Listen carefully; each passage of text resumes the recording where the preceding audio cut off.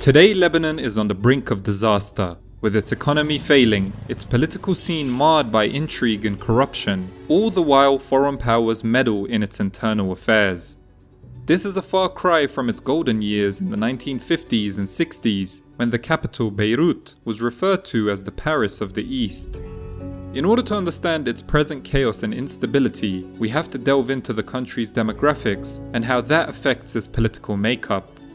Many of these issues are rooted in the Mount Lebanon Mutasarrifiyat era, lasting from 1861 to 1918, and the subsequent French Mandate until the 1940s. These two periods combined to bring about the emergence of a modern Lebanese nation-state.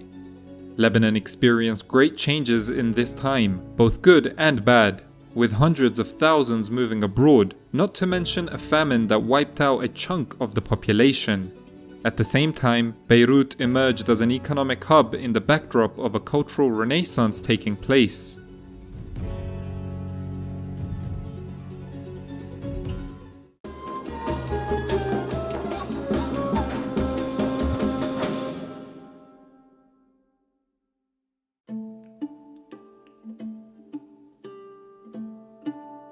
The Levant came under Ottoman control with the conquests of Sultan Selim in 1516.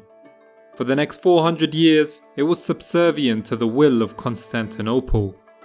The land of Syria, or Al-Sham as it's known in Arabic, was split into various provinces. Modern-day Lebanon was mainly split between the Tripoli and Sidon eyalats. Ottoman power was mainly felt in the major cities, Damascus, Aleppo, and Tripoli. In the hinterlands, it was tribal chieftains that maintained order. As long as these chiefs provided their Ottoman overlords with regular taxes, the Sultan in Constantinople seemed content with this tax farming arrangement. In fact, Mount Lebanon was the archetype for this model of governance. The rugged region was ruled via local leaders, firstly the Ma'an family, which was of the Druze ethno-religious group, and then the Shahab dynasty, which eventually converted from Sunni Islam to Maronite Catholicism.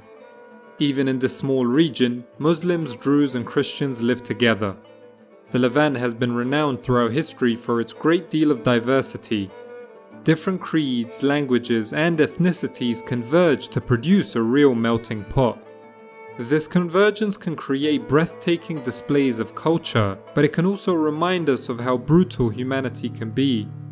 In 1860, a civil conflict broke out between the Druze and the Maronites, which soon spilled over to Damascus and other Levantine areas. Up to 25,000 people were killed, most being Christians. As Lebanon's history has shown since, when sectarian conflicts erupt, its multiculturalism almost becomes a detriment because the nature of the fighting becomes so personal and passionate. 1860 happened because the Shahab conversion to Christianity in Mount Lebanon had destabilized local power dynamics. The Druze, specifically its feudal chieftains, had seen their power dwindle at the hands of the Maronites, who were being preferred in the Shahab administration. Even when the Ottomans tried to subdivide Mount Lebanon into Druze and Maronite segments in 1842, it failed to stem the rise of tensions. 1860 has a lot of parallels with the Lebanese Civil War of the latter 20th century. Fundamentally, it was tensions between different Lebanese groups as a result of domestic power relations between Christians and Muslims changing, and these tensions were exacerbated by international or regional political developments. The 1860 conflict definitively ended when a French expeditionary force of 6,000 soldiers landed in Beirut. Napoleon III, leader of France, invoked his country's right to intervene in the protection of Christians within the Ottoman realm. In the aftermath of what was likely the first humanitarian intervention, an international commission agreed to establish the Mount Lebanon Mutasarrifiyat in 1861. Its leader was to be a non-Lebanese, non-Turkish Ottoman Christian administrator. Key cities such as Beirut, Sidon and Tripoli were to be excluded, despite French desires to have as expansive an area of influence as possible. British and Ottoman concerns helped to contain French designs. These episodes of violent discord as well as economic difficulties in the rural areas forced many Lebanese to immigrate abroad. Their move was facilitated by developments in naval technology, with steamships making journeys far shorter in time and cheaper. Hundreds of thousands of Lebanese, mainly Christians, ditched the difficult terrain of the countryside to come to port cities like Beirut. From there, they went mainly in two directions, one being the New World, the USA and various South American countries like Brazil, and the other to nearby Middle Eastern countries.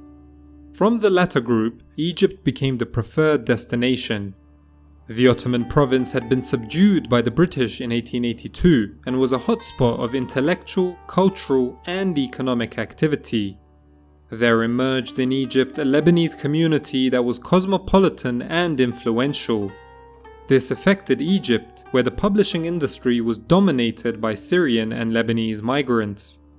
Al-Ahram newspaper, a mainstay of Egyptian journalism for the last 150 years, was actually set up by Salim and Bishara Taqla, Lebanese migrants to Alexandria. In fact, much of the Arab world at the time was experiencing a renaissance, now known as the Nahda. This was a cultural movement intent on charting a new course for the Arab world within modernity. From it sprung most of the ideologies that would come to dominate 20th century Middle East: nationalism, secularism, and even Islamism. Lebanese thinkers were very well represented within the Nahda: Ibrahim al-Yazigi, Georgi al-Zaidan, Butrus al-Bustani, and Rashid Ridha, to name a few. Those that had migrated to the Americas developed their own literary movement, known as the Mahjar, with Khalil Gibran being the most famous of the Mahjari writers. The goal was to sustain the Arabness of the migrants in their new settings.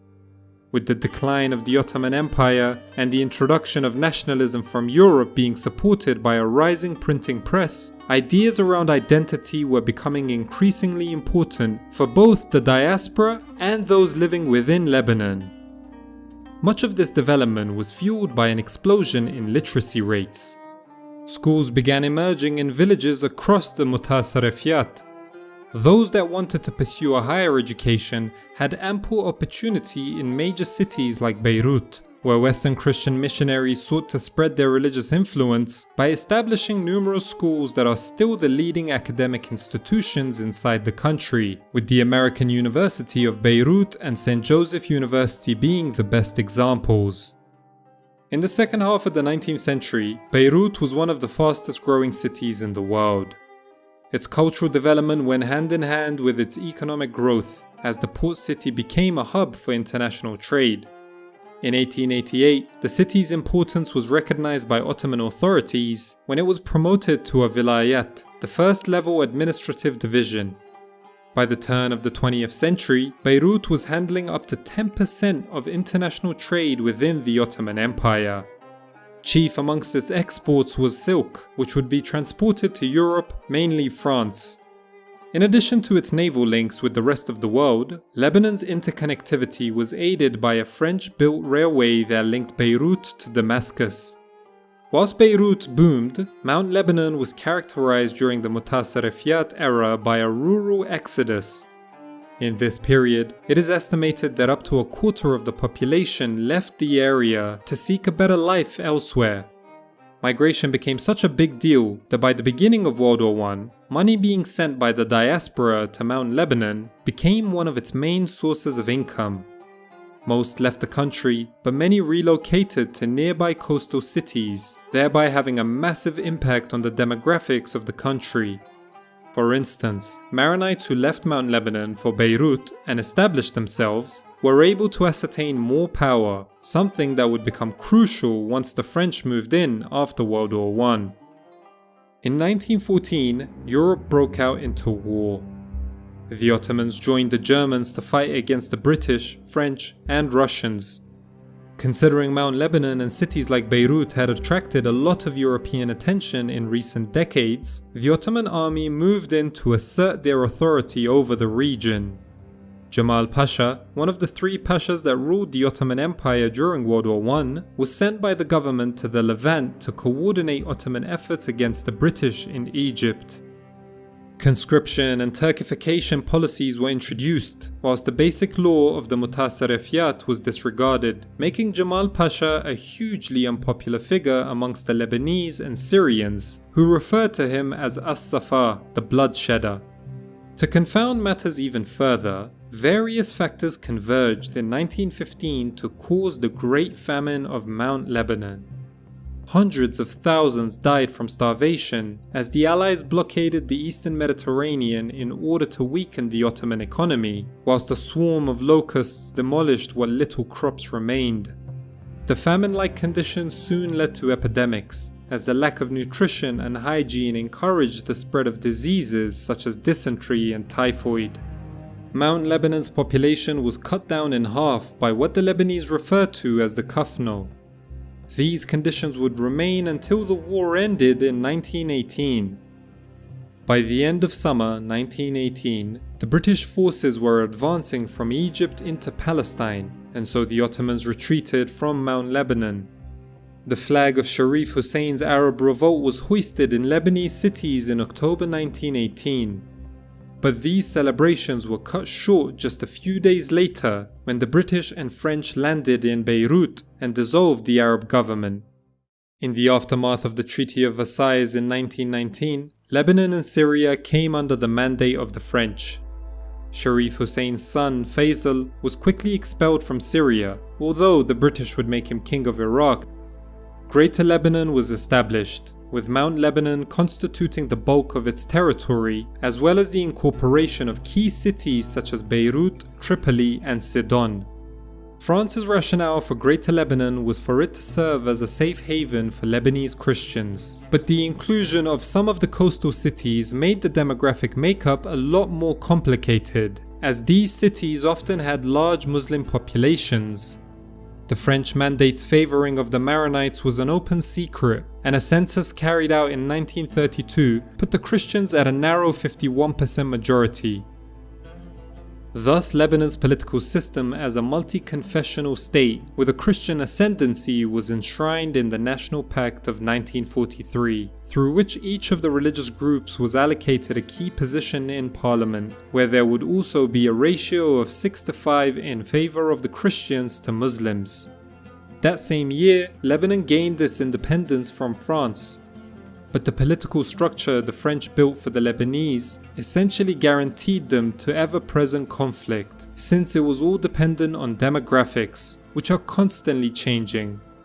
Just 5 years later, with the establishment of Israel and the influx of over 100,000 Palestinian refugees, many of them being Sunni Muslims, contributed to the destabilization of Lebanon's internal politics. All this would spill over into the Lebanese civil war of the 1970s and 80s.